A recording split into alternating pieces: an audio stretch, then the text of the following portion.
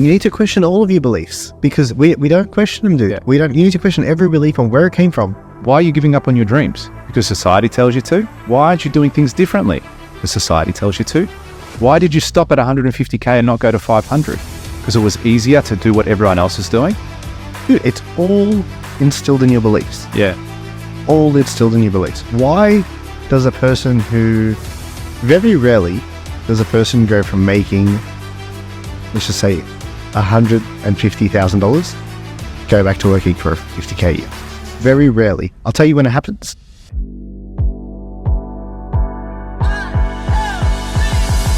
How good is Wednesday? Wednesday is such a sick day. I was driving to the gym this morning and literally 2 minutes before I got to the gym, I was like, oh shit, it's Wednesday. $1 Million Days episode is dropping. Not only is it Wednesday, but this is going to air on a Wednesday. It's too much. It is too much. It is Wednesday's favorite day of my week because you get to listen to another episode week in, week out. Haven't missed a day yet. Haven't missed a session. And welcome back, everyone. Hope you're having $1 million day. And I'm joined by friend, co-host, we say last episode, gentleman and scholar. I don't know what scholar, but I'll take it. We've been very consistent with this, man. It's been ongoing. We always have something to say. I've been getting great feedback. Yeah. About the episodes. I literally had a message this morning, someone wanting to come onto the podcast. And I said, you wanted to come next week? I said, we're casting today. Yeah, I'm past. And he goes, no, I'm busy. And I said, well, you never told me. I guess I'll find out who it is soon. But yeah, we need to. We're probably due for a guest as well. I think we're due for a guest. But the thing is, what I've found is since we've had some guests on, not that no one's been bad guests. I just want to make sure that we're delivering the right content and filtering the right type of person to come on here too. Make sure that whoever does come on is actually providing exceptional value, not just telling their story, unless they have a real, but even when they are telling their story, it's something that has come from experience, but also that they can pass on to others and learn from. 100%. So I've been doing the 75 hard thing, right? Yep. And it is week in now. It's day 10 today. Yeah, cool. Yeah. I haven't eaten any bread. I haven't eaten any vegetables for 10 days straight. Have you dropped any weight? I'm about 4 kilos down. Yeah.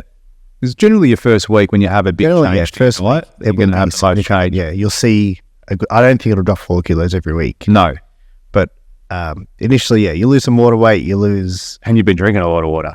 Oh, so much water, man. I hate it. Yeah. Worst part of it.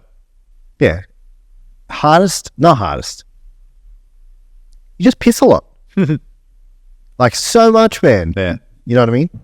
But I've got a pretty good routine around it now where I've kind of systemized it. So it's all just kind of happening. Because at the start I was getting caught out. Yeah. And then, come the end of the day, you got 1.5 liters to go. It's like 10:30 at night and you're like, oh. But no, it's been good. I feel good. I think I feel good because I've been training though. Like I'm exercising 1.5 hours every 24 hours. That's a lot. Yeah, it is. It's definitely a lot.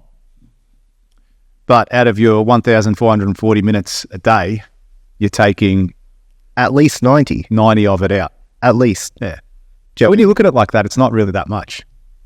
No, but I'm saying still takes comparison to. I feel great. I feel good, man. Like I was walking to the gym this morning, and dude, it's so cold this morning. Yeah, 7 degrees, fresh. And I was walking to the gym because it's right in it. It would take me longer to drive.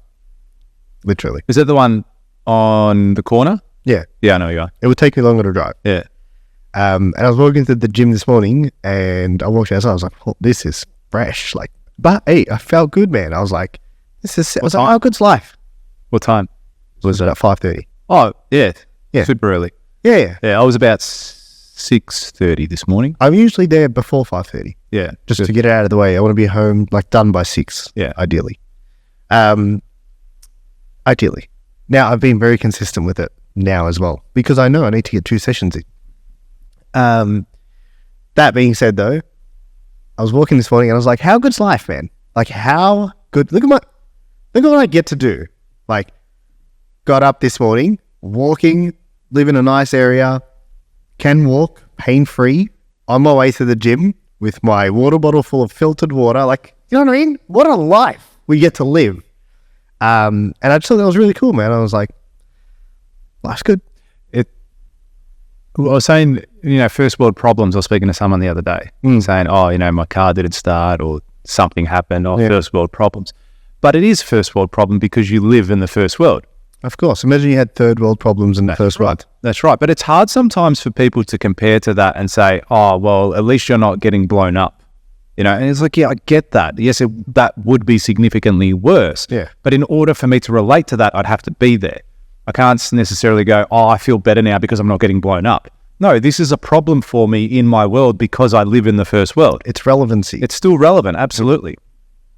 So, again, dumbing it down to that level where you woke up in the morning, like, how good is this? I get to be cold. I get to walk to the gym pain-free with filtered water. I get to work out. I was like, how good is this? That's right. That level of gratitude is fantastic. And I read this quote the other day. No amount of, how did it go? It was so good. No amount of regret will change the past. No amount of anxiety will change the future. Any amount of gratitude will change the present. And it's bang on. So true. I love bang on, dude. I put up a post the other day and I was saying I shared 5 things I've learned. And one of them was... That was a good post, by the way. Thanks. One of them was winged it, by the way. Just like needed the caption and I started typing and that come out. One of them was doing the little things matter. Do you know what I mean? Not like the little things like drinking water, like staying hydrated, eating good food, getting enough sleep. Hey, there isn't many problems in the world that a good night's sleep doesn't fix. Like sometimes you just need to go to bed. Yeah. Seriously. Like sometimes your whole world can be falling apart. And you're like, I just need to go to bed. Like just go to bed, sleep, wake up, and I'll be like a new human. This is what I found going to bed early now is when I get to home and chill out on the couch after the kids are in bed, I'm so tired that I have to go to bed or I'm just going to sleep on the couch. And that's around 9:30, 10 o'clock. So I find that every night, 9:30, 10 o'clock, I'm going to bed. But what happens as a result of that, my body clock wakes up at 5 a.m. With no alarm? With no alarm. I wake up. I wake up and then I'm ready to go. But I think because I'm waking up so early, that's why I'm tired at nighttime when it gets to that 9:30, 10 o'clock mark or that 9 to 10 mark. So it's easier for me to go to bed. And now I'm in that routine where it gets to that time like, shit, like it's 9 o'clock. I've got to go to bed. I'm tired. You know what, you just reminded me, you know what's changed for me since starting this 75 hard thing? I'm not sleeping as much. Like, you know what? I'm probably sleeping the same amount, but I'm feeling more refreshed. Yeah. That's what it is. Yeah. Well, your body's getting that time to recover from the workout as well. Is that what it is? Like, I don't know. I think it would be. Usually I wake up at 5 a.m. and I'm tired. Yeah. Like, you don't want to get up out of bed. I don't want to get up. Now I'm like, all right, let's go. Yeah, I was speaking to my PT this morning about that exact same concept and how important it is for you just to be moving. Who was I speaking to the other day? My mother-in-law and her mum, so my grandmother-in-law, but my grandmother, I'll call her my grandmother, yeah, in Greek, but she's in her 90s, early 90s, 93, and she's really sort of starting to decline in her mobility. Yep. Still there mind and body, which are still there in mind, which is really important.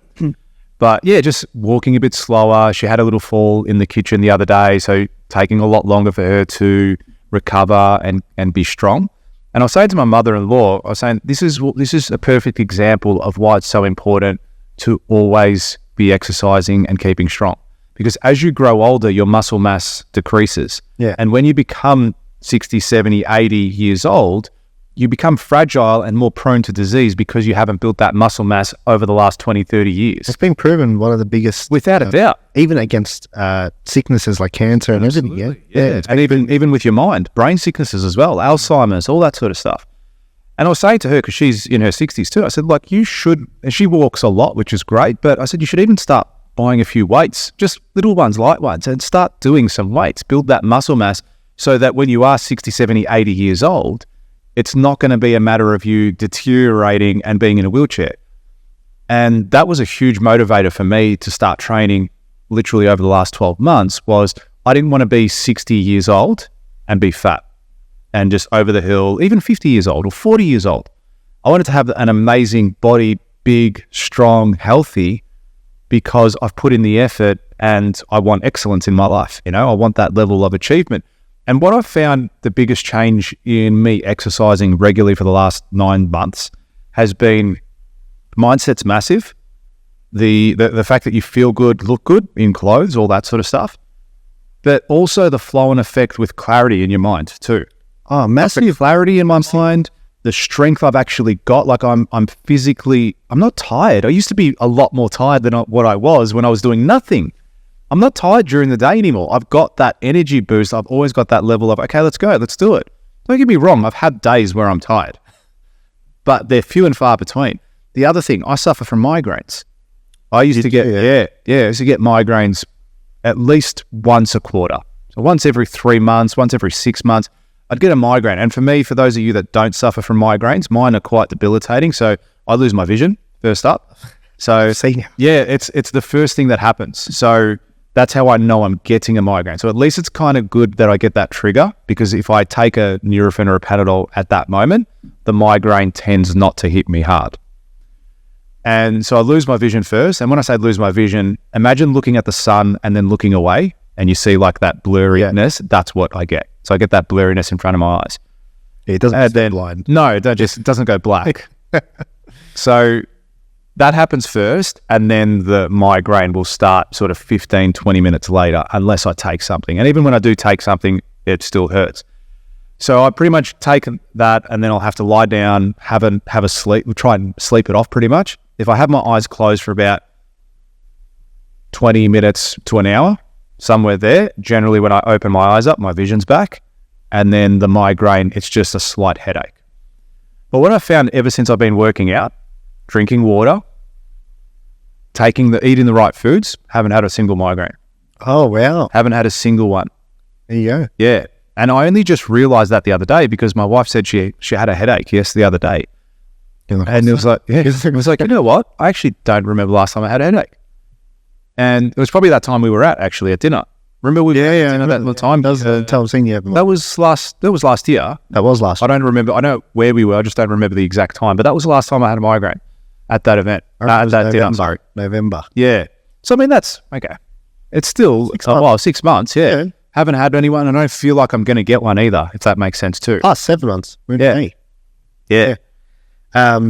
That's sick. How good's that? It is so good. And there's just a simple change like that in my life and in my diet. I'm going to bed earlier, getting the sleep, drinking plenty of water, drinking hydrogen water. I don't know if that makes a difference. But does that make a difference? I don't know. I'm drinking more water. So does it work? It works probably because I'm drinking more water.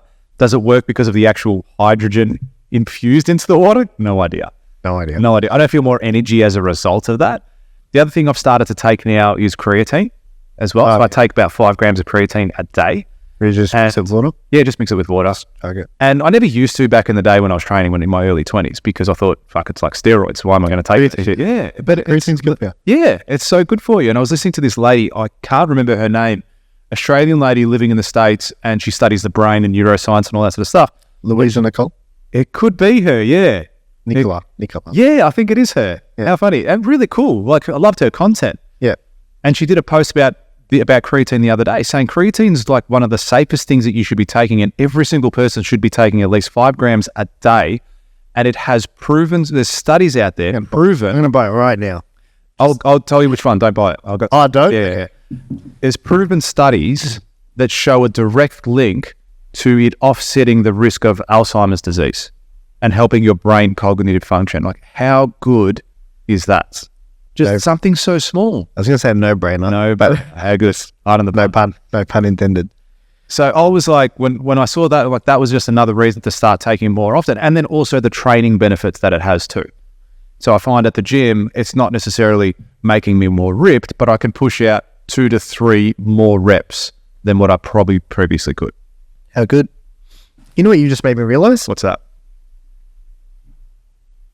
So, for people that don't know, maybe haven't listened to the last episodes, or don't follow me, I'm on a carnivore diet. I have been for 10 days now.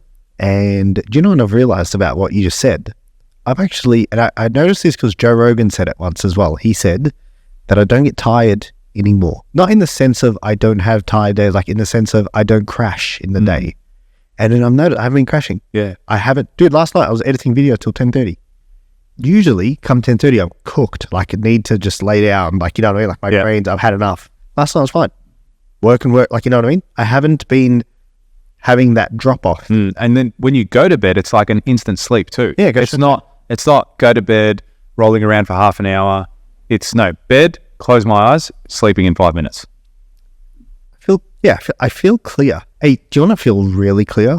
Absolutely. I don't know if you'll do this, but try fasting for a full day.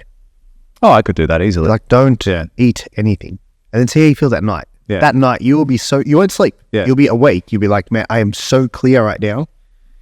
That was part of the reason why I started fasting in the first place. So part of that whole fast state is you are more alert as a result of you being hungry, because biologically, when you're hungry, you need to go hunt and get food. Yeah. So you are actively, your body is like, stay alert. You got to go fucking get food to survive. Yeah. And that translated at work when I was fasting, because I was doing intermittent fasting.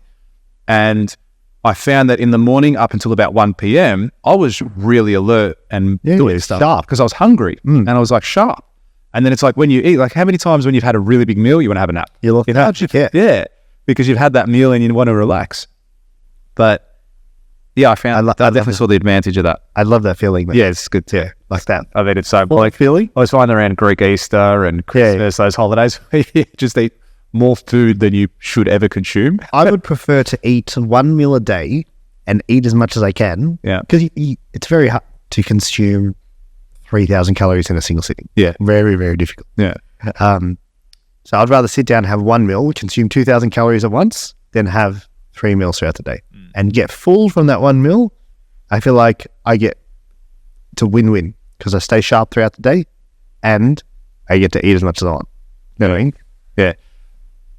A little bit off topic, but something that,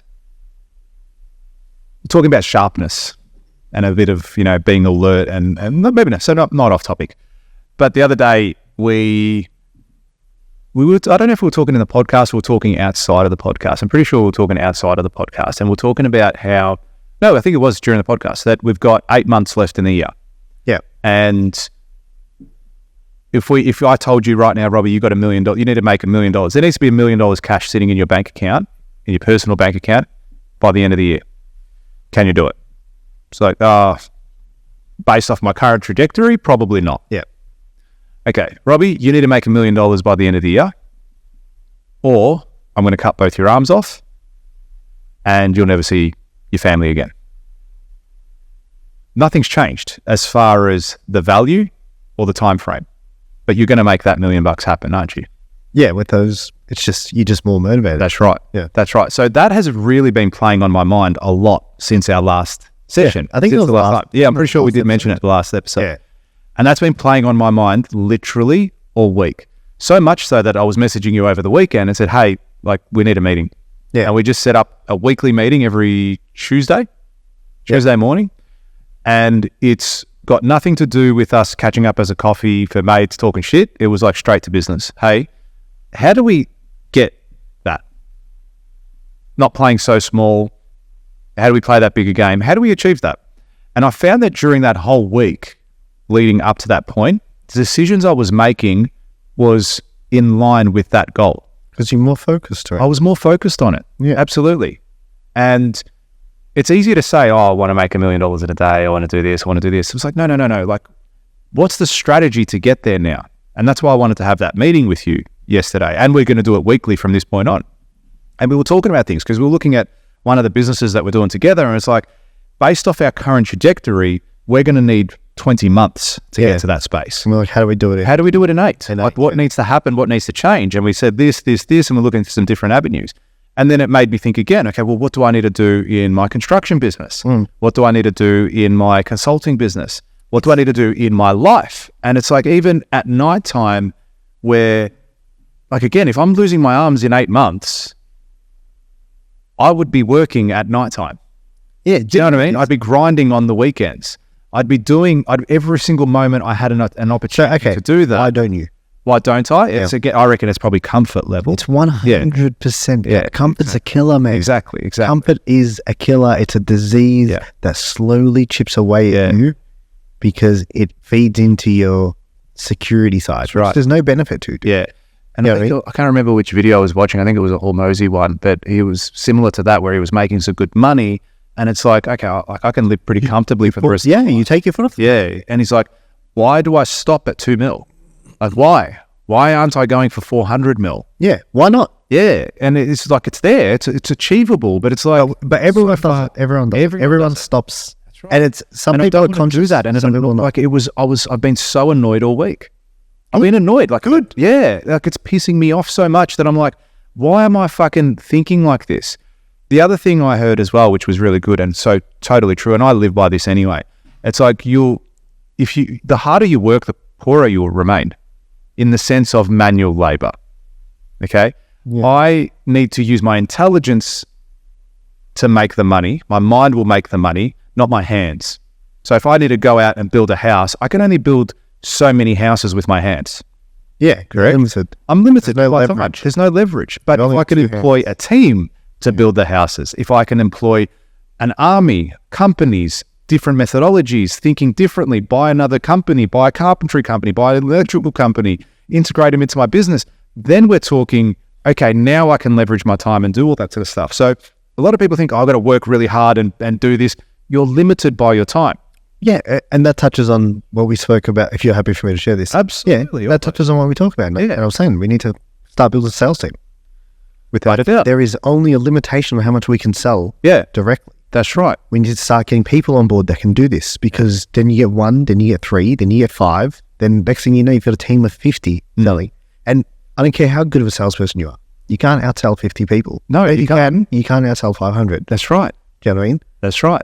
There's only, you have limitations in place as to capacity, what you can do. Yep. That's just reality. The only way to bypass that is leverage. Exactly right. But we get comfortable, man. You'd make a little bit of coin, or you get yourself out of the shit. You know, I'm not going to take your arms anymore. Okay, fuck, foot off the pedal thing. But, you know? Yeah. Like, okay, we're out of the Yeah. Because then they say, yeah, all right, I made the $1 million in 3 months. Oh, you get to keep your arms now. Yeah. And then you're like, cool, that's it, yeah. Sweet. Thank God. Sweet. Hey, go to 10. Yeah. You've got 6 months. Yeah, ramp go to 10. So that's 100% right, because that's probably what would happen in most instances with most people. 100%. They would get to that $1 million in 3 months, go, oh, fuck, how good's this? Relax now. You go to Bahamas, go buy a house, go do whatever I'm going to do. Dude, it's all instilled in your beliefs. Yeah. All instilled in your beliefs. Why does a person who, very rarely does a person go from making, let's just say, $150,000, go back to working for $50K a year? Very rarely. I'll tell you when it happens. When a person didn't believe they were worth the 150. That's the only time it'll happen. Anytime that person thinks they've earned that position or earned that role or earned that coin, they'll never go back. Never go back. Not because they just don't want to, because they now believe they are worth that, and they always find a way to meet what you're worth. You know what I mean? You'll always find a way, whether it's boosting yourself up or whether it's holding yourself back. You'll always find a way to keep yourself where you think you belong. Yeah. Yeah, without a doubt. Yeah. But so what are you going to do about it? It's the great thing. No, absolutely. The great thing about that whole concept is I think about it every single moment of every single day since that day. You know what else I've been thinking about since that day? What? The whole thing about when we spoke about cars, and you said, well, maybe buying the new car will make you feel like it's a new thing. It's more motivation. Do you know what I mean? And what I did on the weekend, actually called you. You called me at the right time. It's funny how that happened. I went and test drove a Tesla just to see what all the fuss was about. Because I needed, as mentioned last time, I still need a new car. That Ranger I had lined up, gone. Missed the boat. Yeah, called your mate about the other Ranger, spoke to him. Oh, did you speak to him? Yeah, spoke to him. So new Ranger, it's about 78k That much? for a brand new one. Wow. I didn't think they were that much. V6. Oh, the V6, yeah. Yeah. I think the 4-cylinder's 76. Still And I a was lot. like, dude, Still a lot. no brainer to get. The previous model I got mine were, to give you comparison on it. Wild Track. Yeah. So I got the Wild Track X, which is the previous generation. So only 2-3-year-old car. So this is an indication of inflation on the vehicles. 60,000, brand new. Oh, wow. Yeah, brand new. And that was at the time when I bought that car, aside from the Raptor, but that was the top of the range. Hey, there's no more cars for 25k. Oh, really? No, what do you get for 25k? Yeah, no, piece of shit. Yeah. What? Yeah, what do you get? Or you know how like I remember buying cars for $1,500, In saying that, I reckon grand. the arse has fallen off the car market. as in it's slowed down a little. Oh, without a doubt. The economy in general. Yeah, but I see that, like, I've been trying to sell 2 cars. I've always, whenever I sell a car, it goes, like in the past. It's gone within 3 to 4 weeks. Every single time. I've got one car I've been able to sell since November last year. And it's the best price car on the market, best options, low Ks. No buyers. No buyers. I had one guy, he's still trying to he's trying to get his finance sorted. If he gets that sorted, the car will go. But even, I've got one of the Ranger, I've got that up for sale. If it's, I'm not really pushing that. If it sells, it sells. If it doesn't, I don't really care. But it's interesting to see that space has slowed down so much, and it does give you an indication on what the economy is doing as well. Yeah, people spending money, not spending money. So. Yeah. But yeah, so Saturday, I was at Tesla. Yeah. And I went and I drove. Well, actually, I'll tell you the story of how I got there. So I was on the phone to your mate talking about the Ranger. And I got off the phone and one of my mates looked at me and he goes, "Are you buying a car?" I was like, "Yeah." Like, Ranger? I was like, "Yeah." He's like, "Why?" I was like, "There's nothing else, man. Like, what else am I going to buy?" He's like, "Get a Tesla." And I was like, "Really?" He's like, "Yeah." I was like, "Why?" He's like, "I've got one." I was like, "They're good?" He's like, "Best car I've ever owned." "Really?" He's like, "Yeah." I was like, "Okay, I'll take up a test drive. Like, let me just go and see." I've actually never been in one Yeah. prior to this. Yeah, cool. And so I teed up a test drive on Saturday morning. Where'd you go? Tesla in Richmond. Oh, cool. And Right next to the Zagami? yeah, it is right next to Zagami. No, that's the service centre. The way you're talking about Swan Street. Yeah. Yeah, no. This is on Bridge Road. Oh, okay. Not far from Zagami. Close. Go past there later. I was gonna do. Have you seen that place on Plummer Street, for Melbourne? The car place? The car. Yeah. Yeah. I was driving past last night. I was gonna pull in. It was dead, like empty. It was like 9:30 at night. I was gonna pull in Take and a make a video at the front and say, "Where I don't." Sure. I would have been so pumped. You would have been pumped. Yeah. So drove the Tesla, and honestly, I was blown away, man. I was absolutely blown away at how far behind we are with everything. And that's what was interesting when we spoke about that. And that's what you told me about it. Because, I mean, I look at Teslas. I've been in a couple, once in an Uber, I think it was. So I sat in it once with a friend, but never really driven one, never thought much of it. But the little things that you were telling me, how much it disrupted the industry, the car industry. They've changed the way, dude, the current Model 3 has no, like, you got a steering wheel, 2 joystick kind of things. That's it. There's nothing else. Like, there's no indicators, no stalks, no... What? Yeah. You can't indicate? You indicate on the steering wheel, it's a button. Oh, are you serious? Yeah, you indicate on the steering wheel. No shit. You put it to drive on the screen. And I was super impressed. And I was like, there's a slot for your phone and the keys on your phone. And obviously, electric car, they're like, "Why are you in the EV market, sir?" And I said, "No." This guy, like, Don't fucking talk. yeah. Don't touch me. If you had a petrol, I'd probably take it. Where's your petrol range? And I've spoken to a few people because I was very, very interested. Like, after I left, I was like, man, that's like, if I can make this work, I'm probably going to be a Tesla owner if I can make it work. And then I left and I called a few people that I know just to discuss it with them, get some feedback. Like, I like doing that. And I called a few people, and the feedback from everyone was so bad in the sense of not, "Oh, Tesla's a shit, blah, blah, blah." "Oh, you know, you hear stories of the battery catching fire, or you hear stories of people's phone died and they couldn't get into their car, or you hear stories of they went to do a soft route, or there was no, someone told me a story. They're like, did you hear that story about the people who were lined up at the electronic charging station for 4 hours because there was a big line? And I just looked and I'm like, what are the odds? Can I just say, when the first car came out, you know what they were saying? What? Are you serious? You're going to sit on 60 litres of petrol, which is a bomb? Yeah. That's what they were saying. When the first cars came out, they're like, you're sitting on 50 litres of petrol, which can explode at any moment. And this loops perfectly into what we were saying before, in the sense of we don't like change. Do you know what I mean? We don't like, everything everyone was telling me, I was looking at them and saying, this is you telling me this, like you telling me, there's not enough EV charging stations, or saying, when I see you on the side of the road, I'm going to laugh and I'm just going to go put fuel, is the equivalent of 100 years ago, someone saying, your thing needs fuel, that's why the horse is better.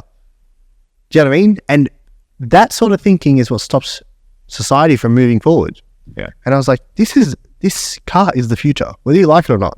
It is. EV, you want to talk about hydrogen cars, whatever, I don't care. I'm not even interested in the EV side.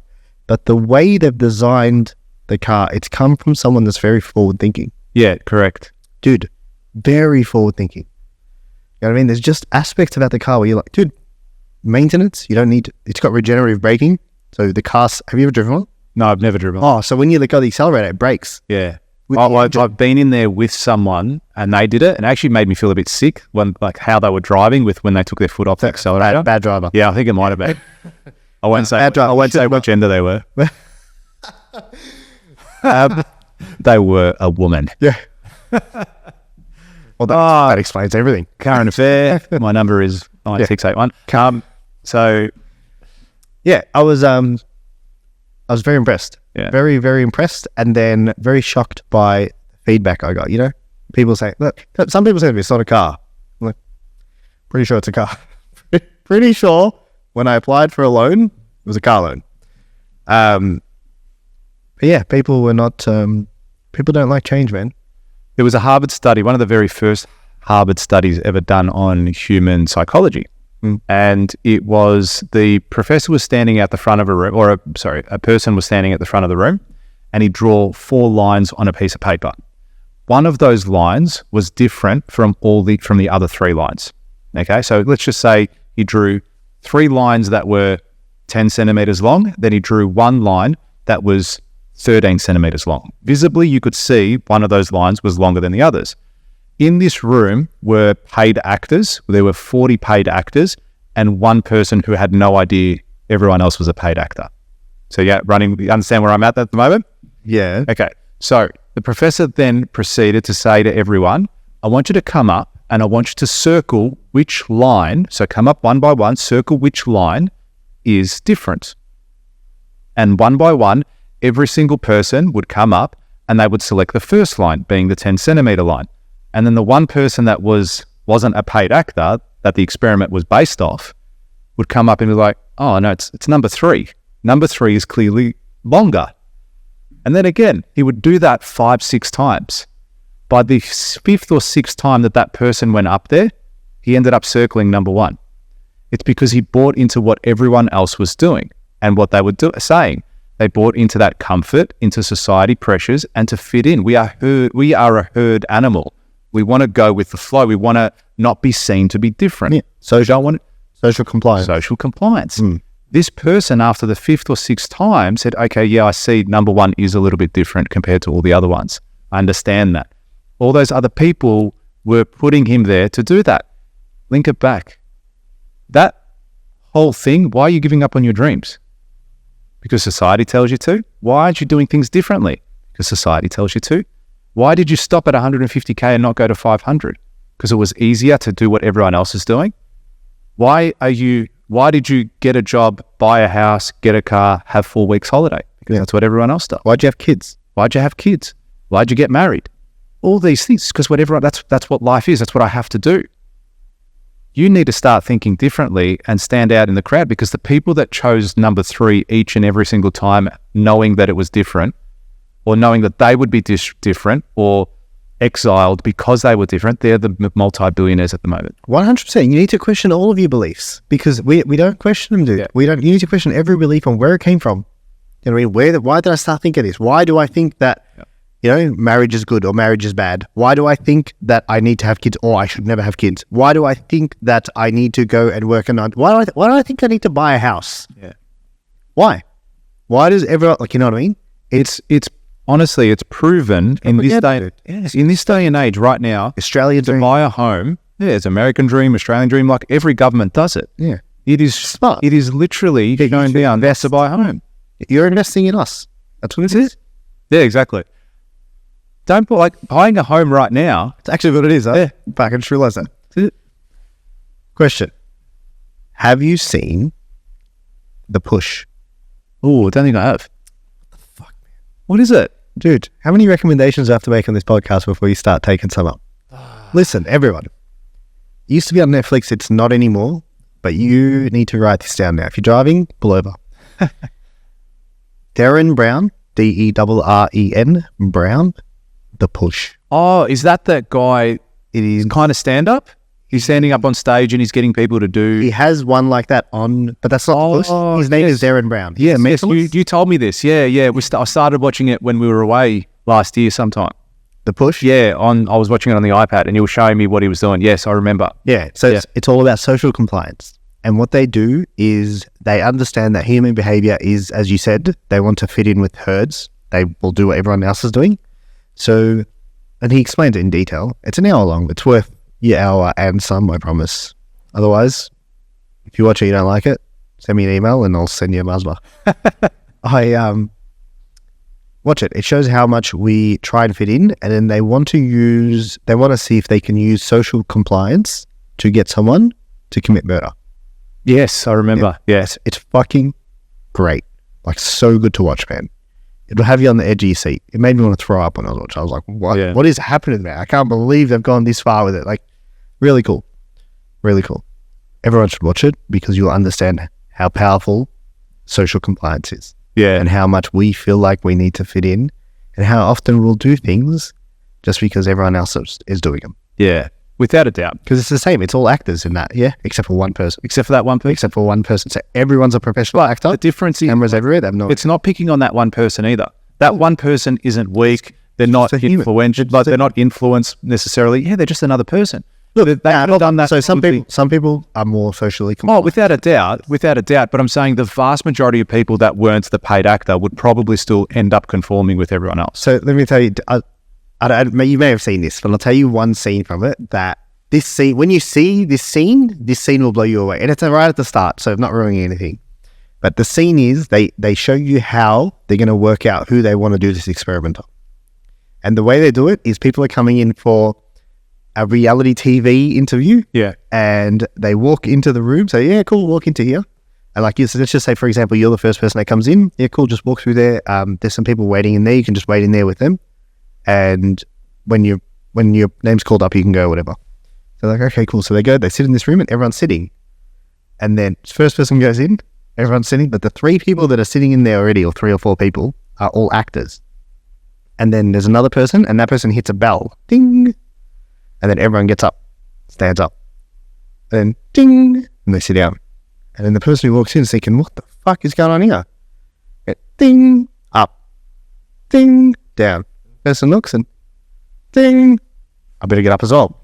Gets up, gets down, gets up. So that person now... So how many times did it take that person before they stood up, stood down? Exactly. And then they sent another person in. That person says the same thing, does the same thing. An actor leaves. Another person in. An actor leaves. And now you got a room full of people. No one's been instructed, and they're all gone up and down to the bell. Do you know what I mean? And it's like, these people had no instruction to do this. They just following what they saw. And hey, some people went in and thought, this is fucking weird, and left. Yeah. Do you know what I mean? It's like, okay, cool. That person's not socially compliant. Yeah. They don't do what everyone else is doing. We need someone who does what everyone else is doing. That's right. Fucking cool, man. Really interesting experiment, isn't it? There's another one that I heard with, that's right. It was with fleas in a jar. Have you seen that? Yeah. Yeah. So it's a very similar concept that if you put these fleas in a jar without the lid on it, the fleas will always jump out because they can jump 500 times higher than their own height. Now, as soon as you put a lid on, whatever it is, I don't know. Write that down. Write it in. Teach your kids. It's 100% correct. Yeah. And accurate, as is everything we say on this podcast. Always. And then the guys put a lid on the jar, and the fleas could only jump up to the height of the jar. Now, as these fleas would reproduce and do all that sort of stuff, they would still be only ever to jump as high as the top of the jar. When they took that off, they could only ever jump as high as the jar, because that was what their environment was allowing them to do, and that's what every other future generation thereafter would do. It's called, there's actually a term for it. It's called learned helplessness. Yeah. Like, you know, you've heard the elephant thing? When a baby elephant's born, they tie it up to like a to like floor, and it can't get out. Yeah. And then it grows big. Eventually, it's got so much strength, it could rip this peg out of the ground, but because it now knows that once this thing's tied to me, I can't get out, it doesn't get out. Doesn't try. Yeah. And apparently, it gets to the point where they just tie a rope around the leg and it's not tied to anything. The elephant will stay still. Yeah. So it's interesting, isn't it? That'd be an elephant. I would say another little story on the basis of that. How can I say it in such a way that doesn't give anything away specifically? So I'm going to call it... I'm going to call it my own friendship group, but it's not. But I'm going to call it that. Yeah. So recently, and again, this isn't an entirely accurate story, but it's more to prove the point. So recently, I've had an argument with friends, let's say. And since splitting away from those friends, I've realized how small they're playing.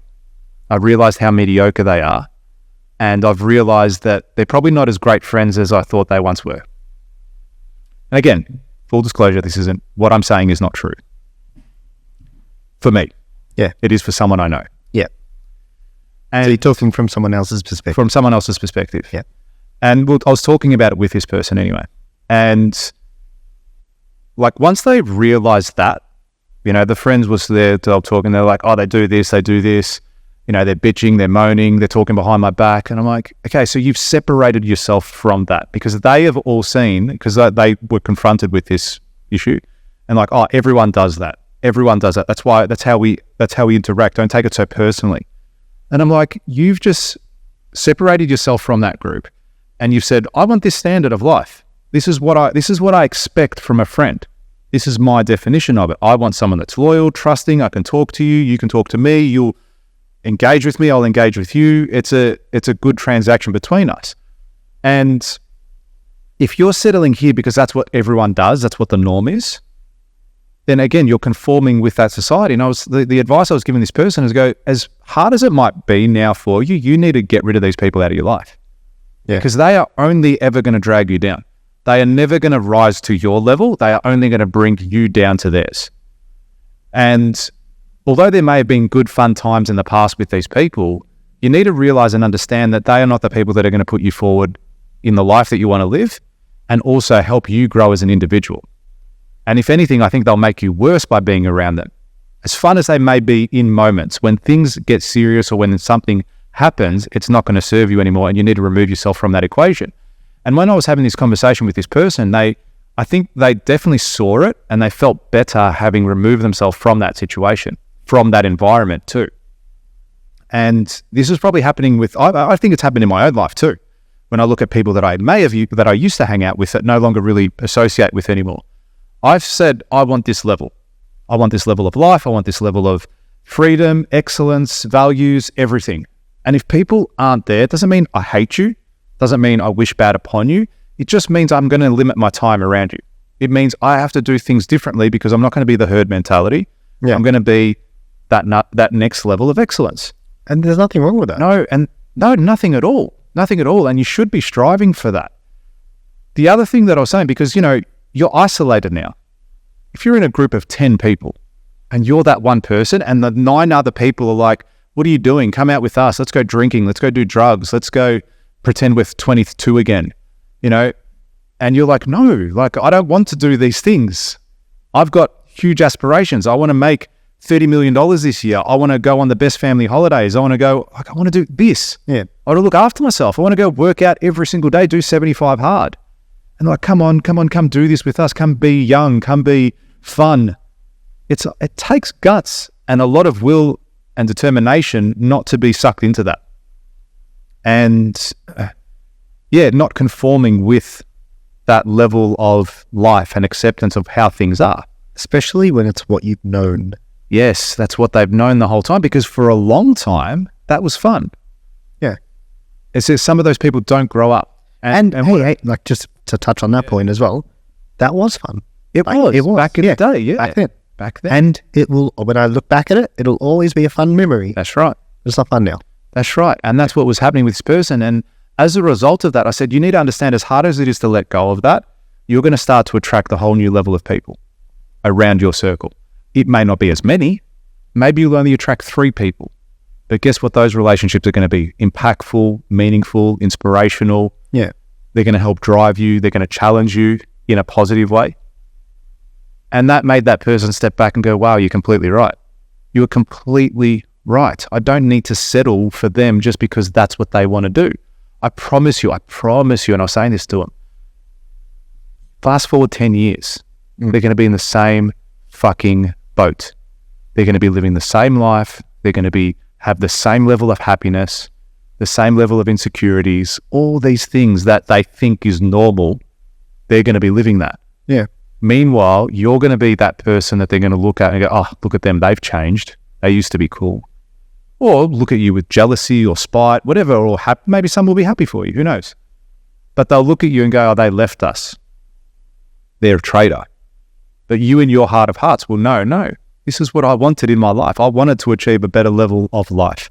And that meant having to let go of this, not following society, not conforming, not being another sheep at the end of the day. And that's what it takes. Are you going to be the black sheep in your company, in your life, in your family? Are you going to be that person that creates that significant change, that generations to come will go, our life changed at that moment because of this person? Made a decision. That's right.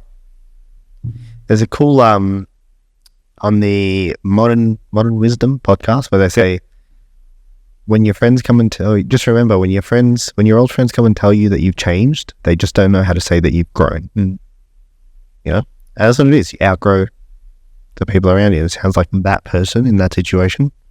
It's just without a doubt. And that happens. Yeah, it does. And unfortunately for that person, it happened in a stressful way, in the sense that they sort of realized abruptly that these people didn't really care for them as much as they thought they did, or as much as they did for them.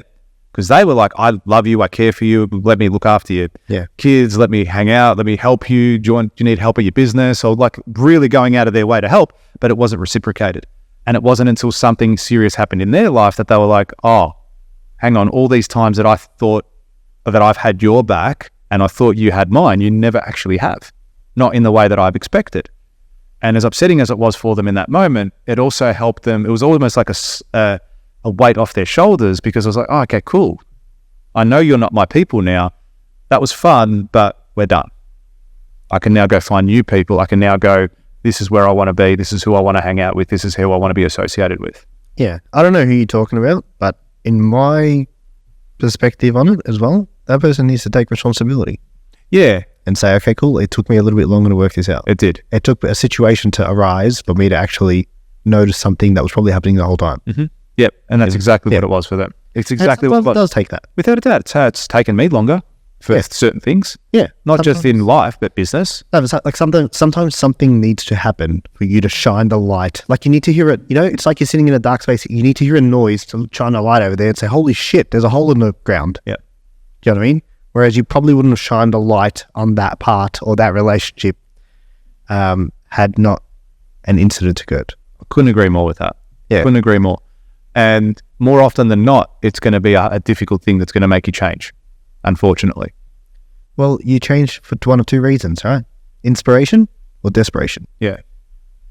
That's the only things that make us change. You're either inspired, you want more, you want to do, you know, you're motivated, you're ambitious, or you're fucked. Yeah. And you put in a hole and you're like, holy shit, I need to get out. Yeah. Like, you know what I mean? My back's against the wall.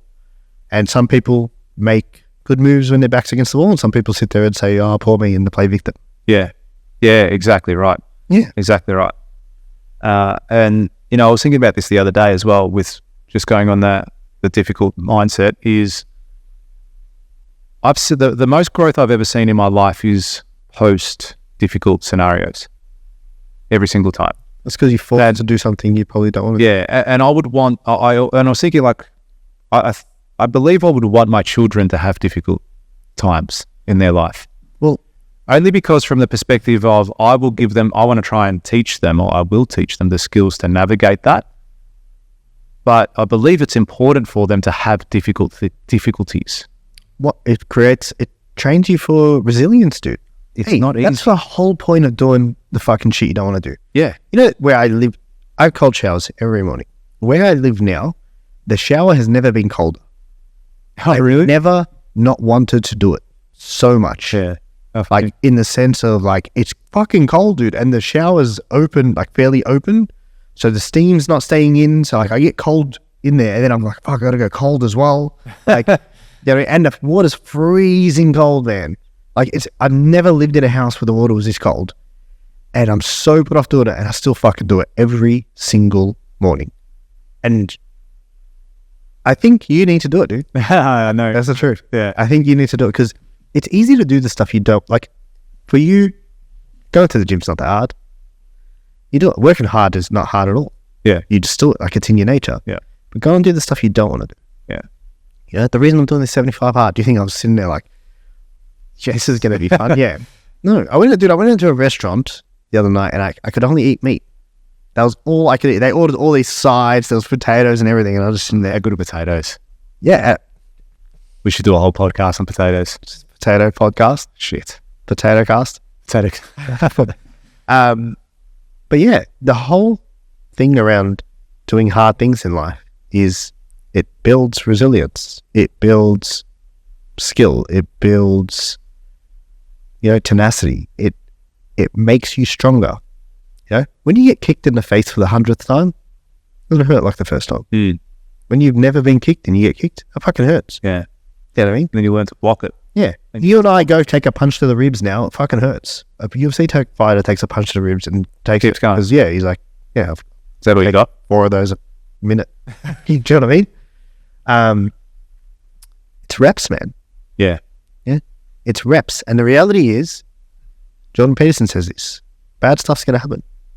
That's right. You know what I mean? Bad stuff is going to happen in your life and you need to be strong enough to make those changes. You have to build that strength, dude. And, you know, not to say that you're going to purposefully put your kids through it. Yeah, without a doubt. Yeah. Helping them when they are is just training them, you know? And you sort of, correct me if I'm wrong, but it sounds like there was a part of you that wanted them to build that strength. Oh, yeah. There is, without a doubt. Without a doubt. You know, my daughter at the moment is going through this little phase where she hates school and she doesn't want to go there. They stay at school. Yeah. And I'm like, I understand that that's how she feels. That's fine. But you have to go to school. I'm not going to write a letter to your teacher and say, you know, she doesn't like school, she's not coming today or for the rest of the year. No, you've got to persevere and you've got to go through it. And understand that this is part of your journey to do this. How old's your daughter? 7. So I was actually talking to someone yesterday who's got a 7-year-old daughter as well. And he was telling me how his daughter was having a massive tantrum in the morning because she didn't want to go play this sport at school or something. Or go do this run at school or something along those lines. And he's like, she was flipping out. And he's like, I was trying to deal with it this morning. And I was like, what's that like, man? Like, I can't even imagine what it's like sitting there negotiating with a 7-year-old. Like, this is what I love about kids. They are the best. Like, they are so persistent in getting there in what they want. Yeah, tell us care about what you think. Tell a 7-year-old that no, you can't play any video games anymore, or you can't do this, you can't do that. You have to. And it's like the answer isn't okay. Yeah, okay, Dad, thanks. But what if it's no, come on, 5 more minutes. Look, they are the best negotiators. Okay, if I clean my room for the rest of the week, can I play for another half an hour? It's like, no, pack it up. Okay, but I will, but just hear me out. Like and I love seeing that with my kids. Yeah. Because I'm like, don't give up. I like that persistence. I was saying this the other day to my wife. I was like, this is a good thing. They should be negotiating because somewhere along the way when you grow up, you stop negotiating. It's like, no. With what, life? With life, yeah, with conditions, with anything. It could be work, whatever it might be. It becomes acceptance. Yeah, it becomes acceptance. They're like, yeah, no worries. So I want, this is your pay. This is your pay rise. You can't have that. You got to have this. Yeah. This is your pay rise this year. We're going to give you $5,000. No. Like, can I have more? No. Okay. Do you know what was a massive lesson for me once? My cousin, talk about pay and salary. I don't know where he got this from, but he's a couple of years younger than me, and he got a job offer. They called him and they're like, we're going to offer you, I don't know, it was 65K or whatever it was. And then he's like, it's got to be a bit more than that. It's 70. And she's like, oh, well, let me call you back. And I thought, this guy, like, you take the job. Like, what are you doing? Anyway, she calls back within minutes. Okay, 70. And I was like, dude, you just made 5K like that. And then I thought, it's amazing how we're taught, like, no one teaches you that you can negotiate that. That's what I mean. The kid that gets lost as they get older, their negotiation goes away. Their determination, their drive to have that thing that they really want, it gets beat out of them. So I like when they negotiate with me, even though I need them to pack up and go to bed. Like, put your shoes on. We're leaving. No, I want to watch this TV show. No, I'm playing with the dog. Stop playing with the dog. Put your socks on. It's like, oh, I'll put one sock on. The other one you have to do because I'm tired. Right? They are such great negotiators. You know what it is, right? It's conditioning. Yeah, that's right. Period of time. Stop. No. Time that your life just says no to you or beats you, it doesn't allow you to have what you want, that you start to believe that you can't. Yeah. And that's why, whoever you are listening to this, you're probably sitting there saying, maybe I can't make that $1 million, or maybe I can't, make that thing that I want happen, or have that dream home, or whatever it is. It's conditioning. It's all conditioning. It's like you said, once you're making 150, you'll never go back. No, but in the same token, you're probably also not thinking I'm worth 250. No. Or there's a better question. How do I become worth 250? Yeah. So what do I need to do to do that? What do I have to do? Someone somewhere is earning more than you. Doing that same role as you. Yeah. Someone somewhere. That's probably not, you know what? Yeah. One time I read this. I was working in real estate and I read this. I got so upset. But it also motivated me heaps. And it said, there is someone out there earning more than you who's not better than you. Like who you are better than. Yeah. And that person's earning more than you because they're doing something that you're not. And I was like, you're right. Like there is people out there and I think did I talk to you about this once? And I was like, yes, was it? Yeah. I think we spoke about it on the podcast actually. Yeah. And I was like, people out earning others that are not necessarily better than them. What are they doing better? Like, you know what I mean? And it's like, what's the thing? The hard work doesn't always necessarily isn't the best way to do it. No, especially if it's manual labor, like you said. That's right, putting in the reps. And whilst you do need to get those calluses and have that level of experience, it's not necessarily what's going to give you that level of success and freedom. It's always, what's the next step, huh? Yeah. I was watching a video last night on YouTube, and the kids were watching too. My son was watching. So I like this. I watch this guy. Some of you may or may not have heard him or seen him, Matt Armstrong. He's in the UK, and he just buys crashed up cars and rebuilds them, and he documents the whole journey. And he gets on average 2 to 3 million views per video. So he's done quite well for himself. And he started off by fixing his girlfriend had a car accident, and he ended up going, okay, let me buy your car off you. He bought it off the insurer, and then he just fixed it. He fixed it himself, bought the parts. So he was never been a mechanic. He just self-taught. He was cluey, read books, understood what he needed to do. As he went. He worked it out as he went.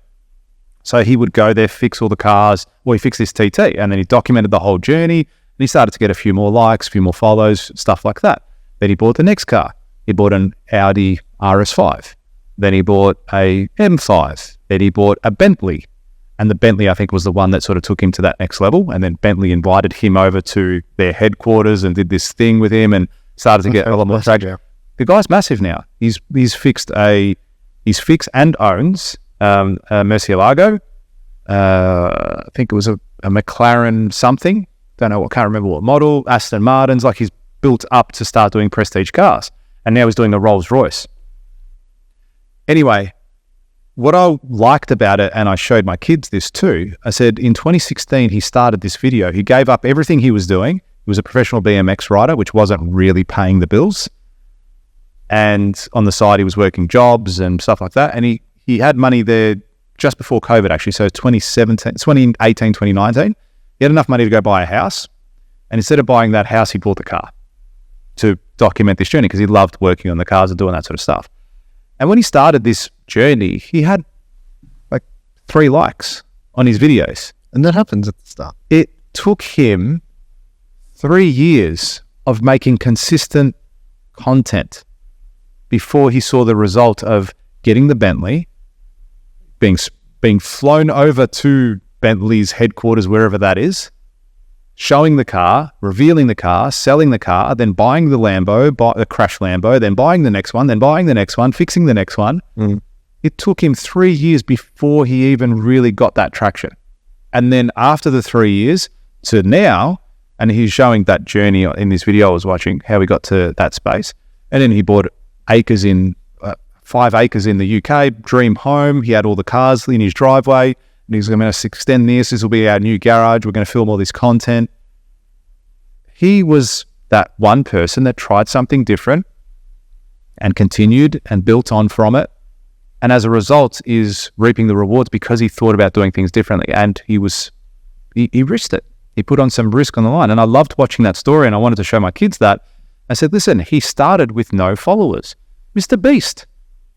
Very similar scenario. He was creating videos for 2-3 years before anyone even knew who he was and what he was doing and what he was about. Yeah, he's only like 25. Yeah, he's mid-20s or something like that. And he was creating, and now he's cracked the algorithm. He goes, I know exactly what to say, when to say it, how to say it in order for this video to get 6 million views and what I need to do. Yeah. He started when he was 12 or whatever. So he's got 13 years in the game. That's what I mean. There are people out there putting in the work. Like this podcast now, we're 6 months in. We're 6 months into doing it. Oh, I don't think we've announced this. 10,000 downloads. It's actually that. Yeah, it's actually about in the 6 months. Yeah, it's more than that now. I haven't told you, but we've recently... I didn't tell you that we bought the YouTube tool that shows us how to... Because there's tools for YouTube. Yeah. Yeah, like we've taken the YouTube game to another level. You guys are in so much trouble. Yeah, much. So much trouble. But 6 months, right? And have we had any viral videos? Apart from a couple of shorts now. Okay. When I say viral videos, has anything hit 1 million? Nah. Okay. Yet. We should give up. Not a chance. You see what I mean though? Yeah. 6 months. Persist. 6 months. Every single week we've brought your podcast. Every single week. My PT today asked me, he goes, hey, how's your podcast going? I said, yeah, good. How's that conversation? I was getting a haircut the other day. The guy's like, how's the podcast? How's the podcast going? Yeah, it's good. Yeah, good, man. It's going well. We're having a lot of fun. Don't touch me. How else are we going to give you a haircut? Yeah. So it's like, look, you're going to look back at this 6 months one day when we're number one in Australia, when Joe Rogan's assistant sends us an email, says, hey guys, want to have you on the podcast. Let us know when you're available. We'll fly you out. Scott. What's his name? Joe Rogan. His assistant. Oh, no fucking idea. I was just assuming he has one. The guy in the... Surely he does. Yeah, for sure. 200 mil? Yeah. It looks 6. Exactly. Whoever it is, doesn't matter. And then people will look at that. Must be nice. Oh, you got invited by Joe Rogan to be on his podcast. That's nice. Lucky you. Hang on. Have you listened to the 300 episodes we did leading up to the invitation? 300 or 500? Yeah. Or 1,000? We've got over 200 videos on YouTube. Do we really? Yeah. That's sick. Over 200. That's clips, cool. Long clips, short clips. So, and that's in the space of 6 months. Space of 6 months. Someone was like to me, you need to put out more videos. I was like, we've got over 200. He's like, oh shit. You need to start watching more. Yeah, he's like, that's a lot. I was like, we're putting in the work. Yeah. Now that's just an example in this space. But you know what stops people from doing it? They don't believe they can get the thing at the end. Yes. That's what it is. They don't believe they're going to get the thing at the end. And they're like, why the fuck would I do this work and risk not getting it and blah, blah, blah. And it's like, it's also don't believe delayed gratification.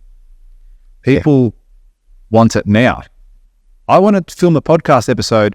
I want it to be going viral day one. And if it doesn't, I'm not going to do it because I need it to go viral for this to be worth it. Otherwise, I'm not going to continue. I mean, we've said shit on the podcast. What was it the other day? Oh, we were talking about gender equality. And I started off the podcast saying, I'm going to start employing more women because I don't have to pay them as much as men and they're second-rate citizens. So it makes sense for me to employ more women. One of our most watched trailers, by the way. Was it really? Because that's what I was going to say. That 30-second intro. Yeah. When I said that, I knew we could use that as a shock. Pretty sure you say that in the episode. Oh, did I? At the end, I can't. Yeah. It was after it. Oh, that's right. I remember you saying to me, though. You're So- like, hey, use that. I'm like, Use that 100%. Yeah. Because that, to me, but that could have got 10 million views. And then they were like, oh, this guy's a pig, this guy's this. Hang on, did you listen to the rest of the podcast? No, well, why would I?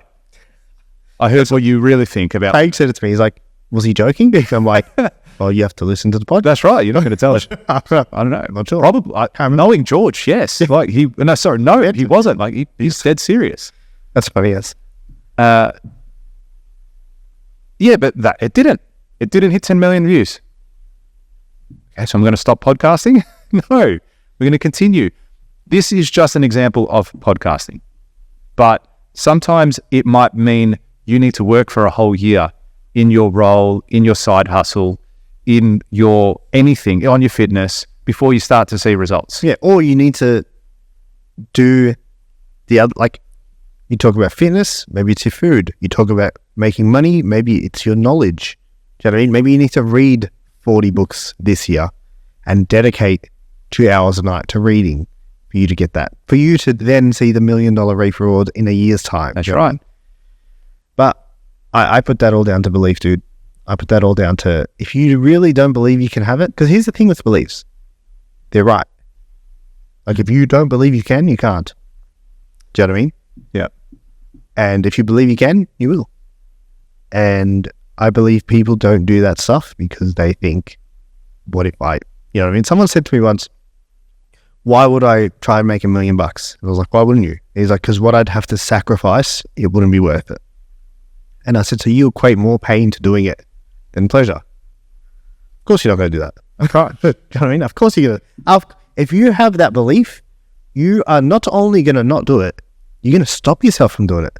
Yeah. Do you know what I mean? And you're going to get in the way. And you're going to get in the way of opportunities. Yeah. And the generations that come from you will have those same beliefs. You're going to stop yourself from doing it. Yeah. Get out of your own way. So true. So true. Boom. Boom. Oh, we need the sound effect back. Yeah. We need the sound effects back. We'll have to get that fired up. Yeah.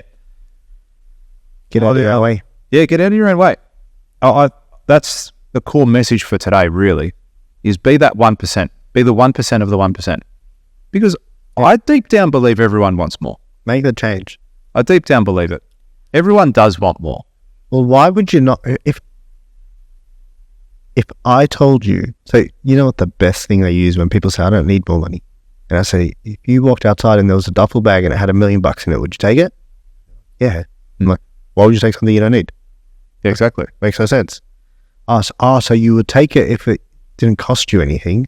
So you think that what you'd have to do to get it, it's the cost outweighs the thing. Okay, so that's the problem.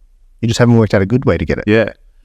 Here's a similar example, but something a little bit sideways. It's like you see these people who, and it's primarily women, let's put it, say plus size models, right? And being proud of your curves. Oh, dude, all that sort of stuff, right? And I feel that when I hear people talk like that, it's an immediate cop-out. It's an immediate cop-out saying, I'm proud of my curves, I'm a plus-size model, I'm this. No. Lose weight. You're fat. Yeah. And you're not putting in the effort.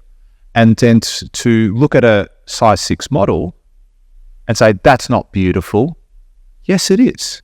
Or because are beautiful. Yeah, or both are beautiful. Hang on. They're not. She eats a strict diet. Yeah. She exercises 2 times a day. Or she works for that. Or he. Yeah. Right. Sure, if that's you. No, I'm saying, but there's male models too. Right? They'll have 6 packs. They've got big shoulders and chests and everything they do. They eat well. They train 2-3 times a day. That's they look after their skin. They do their hair. They make sure that the clothes fit them correctly. All that sort of stuff. And then here you come in with not putting that level of excellence in, saying, no, curves are cool too. But you know what that is? What's that? It's lowering the standard. It's lowering the standard because it's easier. Yeah. It's easier to do that. I am a plus size woman. I'm a plus size man, whatever it might be. This is what we should accept as being beautiful as well. No, It's not. You are not putting in the same amount of effort as those people are. They are putting in a huge level of effort to maintain that physique, to maintain that look, to do everything they need to do. You are doing significantly less and wanting the same reward. Significantly less and wanting the same praise. Yeah, and it's work. Like the diet is work. You know what everything is work. This is just an example in that space. But if you can apply this whole notion to anything, yeah, to every aspect of your life, business, mental, physical, spiritual, wherever you are lacking, if you are saying I am here and that's okay, you're giving up. Yeah. Why is it okay? Why not? Why not a bit more? Why not ask yourself? Yeah. Yeah. Go from level 4 to level 5. Or, if you're a 9, go to 10. And if you reckon you're a 10, we'll go to 11. Yeah. You know what I mean? Raise the bar. Raise the bar. Should get a top playing raise the bar. You take the bar by also the team the whole day it's made by a pharmaceutical company. It's all they're good. So like people are overweight, people are sick. They're like yeah. I'm sure there is an aspect for them to lose weight. To keep their fun healthy. So they potentially. I mean, when I'm saying plus size, I'm saying not obese, not unhealthy overweight, just not at peak. That's what I'm thinking when I say plus size model. I'm not saying okay, Lizzo. Here's Lizzo, the rapper? No. I put my hair back, get my nails. Da-da-da-da-da. I don't know. Anyway, you'll know her if you hear a song. She is, without a doubt, overweight. Yeah. And she's like all about her body and pride and I'm happy within my skin. Oh, that's cool, to be happy within your skin. But if I said to you, hey, you eat this apple, when you wake up tomorrow, you're going to be a size 6. Would you take it? 100% they would. Yeah. It's no chemicals, not genetically modified, just it's magic. It is a magic. Take this pill. Take this pill. Drink this drink. Yeah, would take it. No negative side. This is actual magic. Magic exists. Drink this cup of water, and you will be a size 6 tomorrow. Are you going to do it? Absolutely, they would every single fucking time. And if they don't, they're lying. I 100% agree with you. They are absolutely lying because as much as they sit there and own, this is me, I'm beautiful, this is me, you would take that healthy body in an instant. You know what that is? It's conditioning, man. Yeah. It is, they have been beat so hard by it that they've convinced themselves that they are happy with it. Yeah. You know what I mean? They have been so defeated by this exact thing, by life, by the world, that they're like, no, but this is good. Yeah. Like this, this is, and I'm not saying don't be grateful for what you have. I'm not saying that at all. Without a doubt. And we're not picking on a certain body type or anything like that. We're not. But we are 100% picking on you. Thank you for bringing me back down to earth, Rob. Yeah, I can't believe you were going. I can't believe I was trying to be PC. Yeah, you totally. I watched this great thing. I watched this great thing with Trump the other day. Can't wait for him to get re-elected. Trump is so good. And he's standing there, he's like, every single woke person, nothing good has ever come from you. You're all a disgrace. And it's just like, just like a literally 2-3 liner saying how bad they were. And he's 100% right. He's very smart, man. He knows who his audience is. Very smart. And he knows that him saying something like that gets people back him. You know what I mean? They're like, he's right. This is the guy. Yeah. Very smart, man. But yeah, back to the fat people. No, seriously, dude, though. Hey, you know why I say that? Yeah. I'm not, look, I'm currently overweight for what I should be. Yeah. That's the truth. Yeah. And awareness. But you know what it is? I've noticed it more now than, don't get me wrong, I knew I was putting on weight. I was well aware of it. I was not. So when you have a donut for breakfast, couldn't believe that day, guys. It was to give you some bit more context, it was a pink glazed jam-filled donut with his coffee. It was off its head. That's what it was. I looked at it and I was like, I would eat 6 of those. I'm pretty sure it was like $6 and I was shattered. Really? I was like $6 and then I ate it. That wasn't worth it. That was so worth it, man. I was going to get another one. I just held the bag. That's all. Just let me smell it. But yeah, look, I've noticed now how many people, I go to Woolies or whatever, yeah, and then I notice how many people are overweight. Yeah, when you start training, I saw that too. Like when you're eating and then you notice how many people are just scoffing random stuff, or like eat, and you look and you think, like these, because I'm closely tracking what I'm eating now, I'm noticing everything else. Yeah. We said that in an episode a few months back. Yeah, when I went on holidays, and I noticed all the fat people, or not the fat people, all the dad bods everywhere, because everyone had given up. They're like, no, I'm a dad now. I'm just going to have this body for the rest of my life. I've got kids. I don't need to look after myself. Yeah. Why? How does this sideways? This good. Yeah. Good. It's about time fucking a current affair called you, not just me. I'm curious. What's your take on? Because then you're going to talk about bodies. You're going to talk about all that. Now current affairs coming back. Because the whole thing, where my mind went was this: fat dad's body, blah blah blah. Okay, and then mums, same thing. But then women get pregnant, so you kind of empathize with it a little bit. But hey, how does the supermodel who has a kid get back into shape 8 weeks later? Without a doubt. Without a doubt. You know what I mean? Okay, and then, what's your take on breastfeeding in public? I've got no issues with it. I reckon it's weird. Yeah. I've got maybe it'll change when you have kids. You reckon? Yeah, I think so.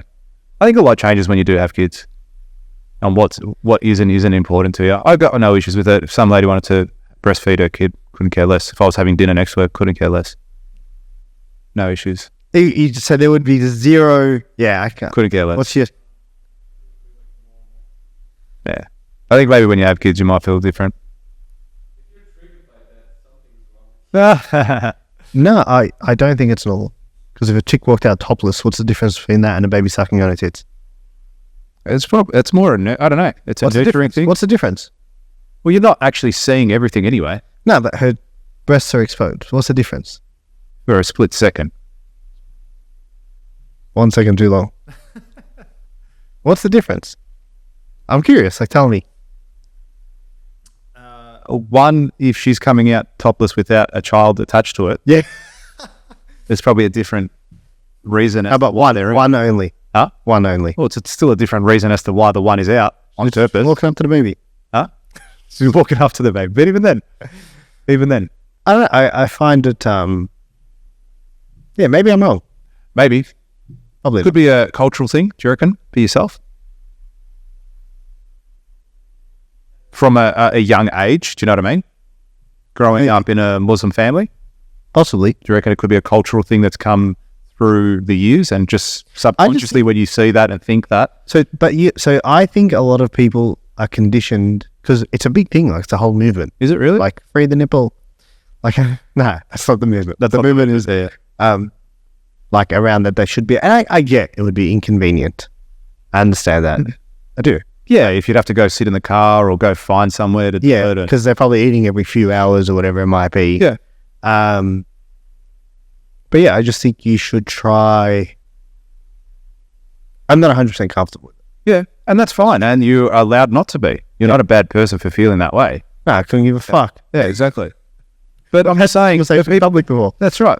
You can do that. You can feel that way. And that's the beauty about this country. We live in a good country. We can do what we want when we want most of the time. Yeah, but I don't feel like you can feel that way. Because I feel like when something is so deeply ingrained in people, that if you think gays shouldn't get married, or if you think something that everyone else thinks, you're instantly seen as something else. Yeah. Do you know what I mean? His response then was, if that bothers you, something's wrong with you. Yeah. Why? There's something wrong with him, not because of that, though. Nah, yeah, true. There's other reasons. So, like, do you get what I'm saying? Because it's so deeply ingrained in what we believe that it's almost like, wait, you don't think that? Wait, you don't call this a chair? Are you normal? Yeah, without a doubt. Do you know what I mean? There'd be things like that for me too. Like, wait, you don't call this a chair? Something's wrong with you. Yeah. Like, that's something. It's very strange. That It's like what we're talking about, you know, how the them-they movements, all that sort of shit. Yeah. That's deeply ingrained in me. There's only two.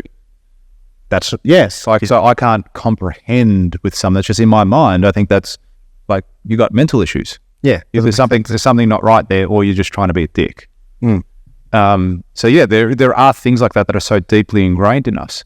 And yeah, I appreciate your point of view and others like you that have that point of view. Me personally, I just don't care.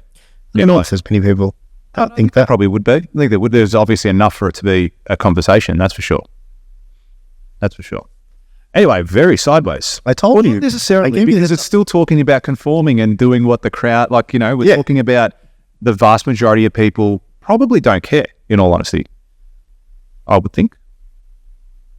About about breastfeeding in public. Yeah. But Why? Very much Why? talking. Why? I don't know. Most people This is what I'm saying. But maybe most people have kids. we That's why. need to ask these things, and not just about this, about everything. About everything. That's what, Like we're why? giving small Why does no one examples get? of a greater issue. Why does no one get? Why does everyone think it should happen? Or why does people think it shouldn't? Like, why do I think it shouldn't? Yeah. Or why does it bother me? Or why doesn't it bother you? Do you know what I mean? And just probing a little bit. Yeah. Say, okay, why is this that way? Yeah, it's an interesting concept as far as not just that, just asking the questions. Ask yourself the question. Okay, so let's get some takeaways from this episode. Yeah, go. Ask yourself the question, why? Why don't you have the things that you want in your life right now? Why are you doing everything that everyone else is doing? Why are you stuck in the same job? Why are you stuck in that relationship? Why are you have the shit body? Why do you live in the area? Why do you live in the area? Why are you not spiritually connected? Why do you make as much money as you do? Why? Yeah. You could be making $20 million right now. Why aren't you making 100? Why are you just going through the motions? So ask yourself, challenge yourself, because it'll give you more purpose, more drive, more meaning in your life, and you will feel more fulfilled. Someone's life's going to fall apart from asking why too much. But you know Hopefully what? it does. And hopefully you bounce back from that when you hit that rock bottom, because that's what you want to be doing. Okay, great episode.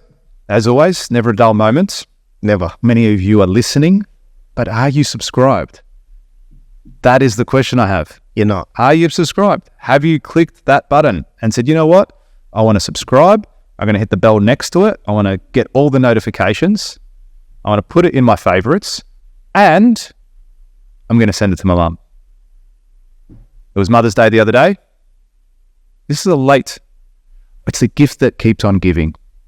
Yeah. It's the gift that keeps on giving. Share this with a friend. Yeah. And then they get a new episode every week, every Wednesday. How good. 5 a.m. Flash drops 5 a.m. Is it? Yeah. That's awesome. That's awesome. Just in time for the workout. 5 a.m. every Wednesday. So no matter how early you wake up, the episode's there. It's there ready for you. Ready to roll. Thanks very much for joining us today, guys. Cannot wait for you to tune in next week. Awesome. Thanks, guys.